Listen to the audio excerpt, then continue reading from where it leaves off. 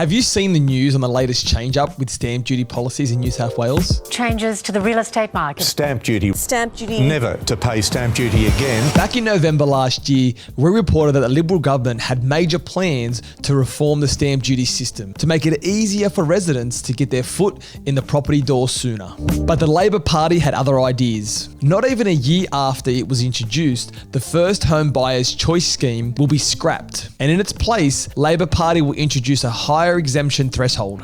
But if you're on the same page as me, these constant changes might be making your head twirl. So what are the actual rules in place now? And how is it going to affect you if you're thinking about buying a property? For that, let's do a quick recap of what stamp duty is. Basically, it's a type of tax you pay to the ATO to officially transfer the property from the previous owner to you. That's why it's also sometimes referred to as transfer duty. The amount of stamp duty you pay depends on the state and territory you live in. For example, in New South Wales, before all the latest changes, you'd probably have to pay around $33,000 in stamp duty on an $850,000 property. And in Queensland, for the same property, you'll likely pay around $25,000. It's not cheap, and it's often quite a big stumbling block for new buyers. So to make things a bit easier, the Liberal government, who was manning the show at the time, decided to introduce the First Home Buyers Choice Scheme at the start of 2023. The scheme essentially allows you to either pay an annual tax plus a percentage of the land's value and a lump sum payment before transfer takes place. So on the $850,000 property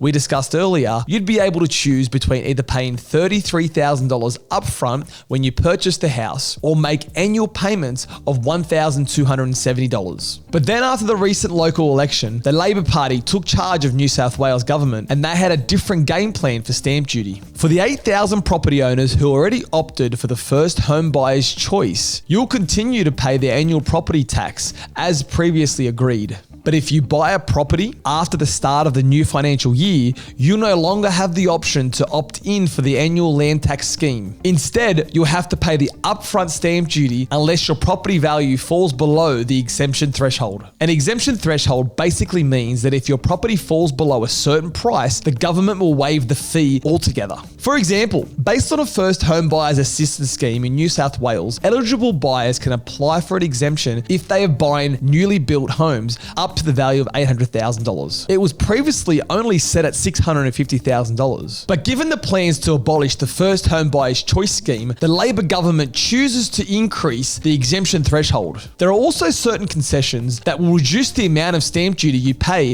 if your property is valued between $800,000 and $1 million.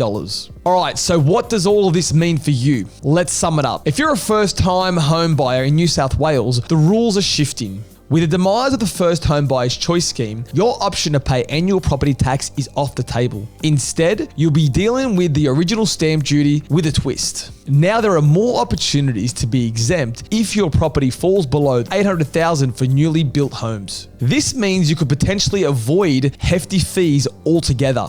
So there you have it, the rundown on the latest changes to the New South Wales stamp duty rules. Do you have any thoughts or questions on these changes? We'd love to hear from them in the comments below. My name's Daniel from Duo Tax. See you next time.